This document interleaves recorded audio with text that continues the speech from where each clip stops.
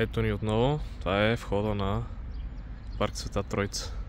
Мисля, че го знаете повечето. Ето това там е трето районно. Ето тук среща. Ето. Това е пожарната и улицата, която е затворена и е нещо като паркинг.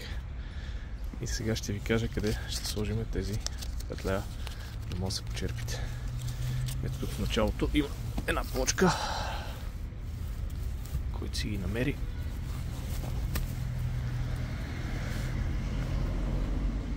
Да нема метър от другите плочки. Предполагам, че тази плочка е от тук. Това трябва да е малко по-насам. Но, както и да е. Едва ли някой ще я премести скоро. Та ето тук отдолу. Ваши са. Само трябва да дойдете до парк Света Троица.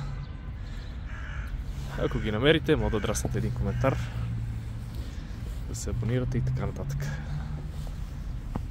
Тете, това е. Айде, вие сте.